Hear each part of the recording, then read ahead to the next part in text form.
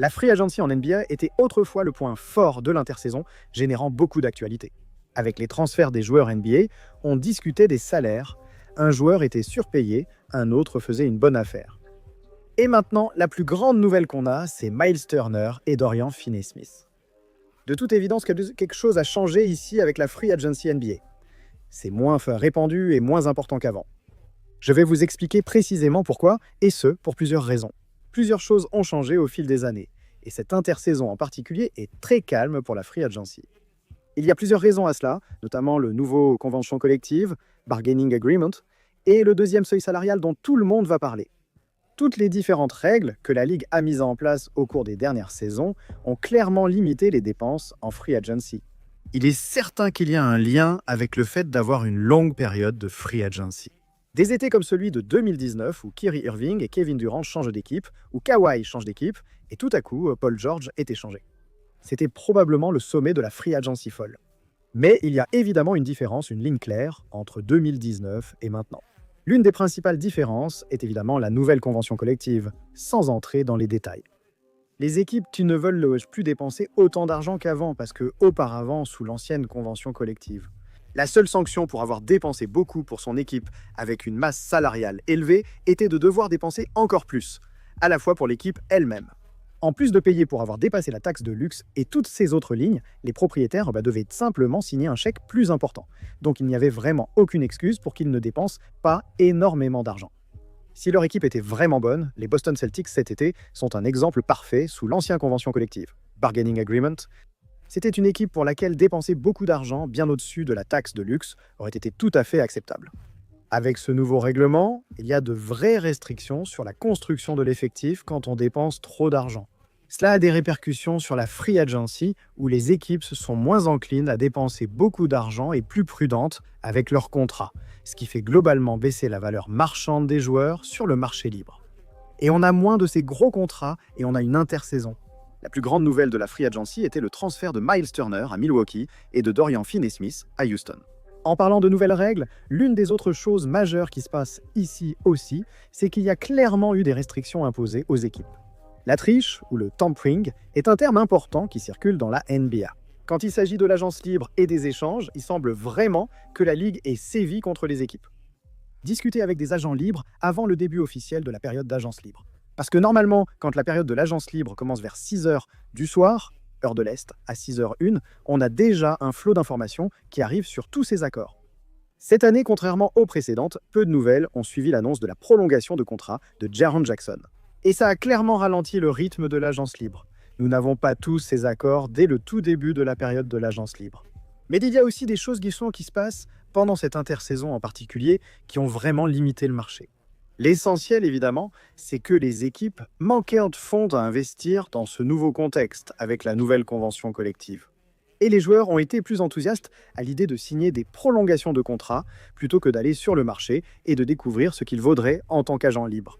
Nous parlerons des prolongations dans un instant, mais cela fait qu'il n'y a pas beaucoup d'équipes qui disposent d'un espace salarial important. Nous sommes arrivés à l'intersaison et les Nets étaient la seule équipe avec de l'espace pour un contrat maximum, et ils étaient aussi la seule équipe à vraiment avoir de l'espace sous le plafond salarial. Quand le pouvoir d'achat est indisponible, les joueurs ne voudront pas aller en agence libre initialement. Et bien sûr, vous n'allez pas voir des gars signés pour 30 millions de dollars par an parce qu'il n'y a tout simplement aucune équipe qui peut les payer. Le système de plafond salarial de la Ligue limite clairement les possibilités de l'agence libre lorsque les équipes ne prévoyaient pas une grosse intersaison. Et ce n'était tout simplement pas une intersaison que les équipes avaient prévue. Un tas d'agents libres disponibles, et donc beaucoup d'espace sous le plafond salarial disponible lors d'une autre intersaison. Où 6 à 7 équipes avaient entre 20 et 30 millions de dollars d'espace sous le plafond salarial. Une nouvelle convention collective aurait entraîné une hausse significative des mouvements et des transactions. Cependant, ce n'était pas le cas pour cette intersaison en particulier, et les raisons sont évidentes. Sans espace sous le plafond salarial, il est difficile de lancer une guerre d'enchères et d'augmenter la valeur de ses joueurs sur le marché libre. Quand il n'y a aucune équipe, à part Brooklyn, qui peut offrir plus que l'exception complète de niveau intermédiaire de 13 à 14 millions de dollars. Et c'est pour ça que vous voyez des gars comme Dorian Finney-Smith signer pour à peu près ce montant en tant qu'agent libre sur plusieurs années. Parce que c'était vraiment leur seule option si les Nets ne les signaient pas. Et, comme je l'ai mentionné plus tôt, c'est l'une des principales raisons pour lesquelles c'était le cas.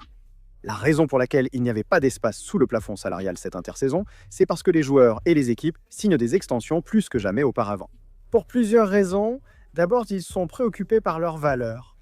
Les joueurs s'inquiètent de leurs valeurs sur le marché libre en raison de la nouvelle convention collective et du manque de pouvoir d'achat.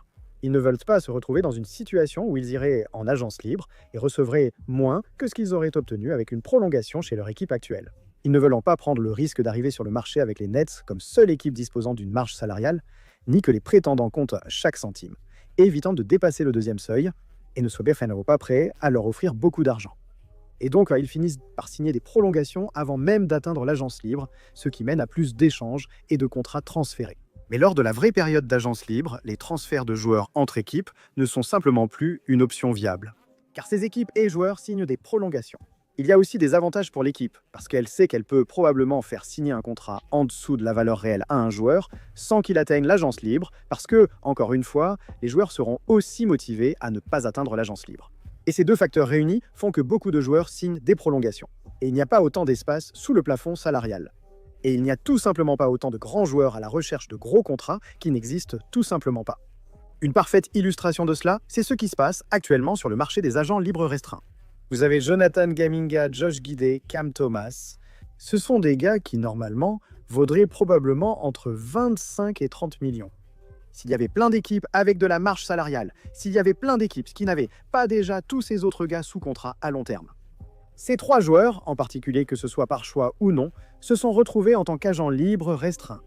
Et il n'y a tout simplement pas d'offre pour eux, et ils vont probablement finir par signer pour moins que ce qu'ils valent sur le marché libre. D'abord parce qu'ils sont agents libres restreints, mais aussi parce que les équipes en place ont tout le pouvoir vu le manque d'argent sur le marché. Et ce scénario existait aussi pour les agents libres non restreints. Et ils étaient extrêmement inquiets de cette possibilité d'entrer sur le marché sans qu'il y ait vraiment d'argent disponible pour eux et donc de ne pas avoir de levier. L'agence libre restreinte modifie légèrement la situation pour les joueurs mentionnés. Mais c'est une bonne illustration de ce qui se passe exactement ici avec la combinaison de tous ces facteurs réunis. Maintenant, après avoir dit tout cela, une grande partie de ces problèmes sont directement liés à cette intersaison en particulier. L'intersaison 2025 allait toujours être limitée en termes d'agents libres, parce qu'il n'y avait tout simplement pas d'équipe avec un pouvoir d'achat.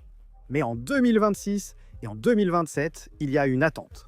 Il va y avoir beaucoup plus d'espace sous le plafond salarial disponible dans la ligue et un tas de grands joueurs. Des contrats vont arriver à échéance en 26 et 27. Et pourraient éventuellement tester le marché de l'agence libre. Ils savent que des équipes se préparent pour que des joueurs comme Nikola Jokic et Luka Doncic deviennent agents libres. Un scénario similaire à l'été 2025 pourrait se reproduire. Si ces joueurs signent des prolongations, une grande partie de l'espace salarial disparaîtra, et ils n'atteindront pas le marché libre. Mais si tu cherches un été qui ressemble à ce qu'on a vu en 2019, il y a une réelle possibilité que 26 ou 27 soit cet été-là. Parce que beaucoup des facteurs dont on a parlé dans cette vidéo sont directement liés à la situation de cette intersaison en particulier. Le problème était que si tu cherches une intersaison similaire à 2019 ou plus de mouvements en général. La nouvelle convention collective, qui n'est pas directement liée à cette intersaison, est là pour durer. Et ça va clairement limiter la free agency. En grande partie, l'intention des règles mises en place était de limiter les dépenses globales pour économiser l'argent des propriétaires et leur donner une excuse pour ne pas dépenser beaucoup en masse salariale. Mais l'effet domino était qu'il n'y a pas autant d'espace disponible sous le plafond salarial. Les joueurs et les équipes signent des prolongations de contrats, et la free agency elle-même n'est plus ce qu'elle était. L'idée qu'un été comme celui de 2010 où plusieurs joueurs All-NBA changeraient d'équipe pour une nouvelle franchise se reproduise.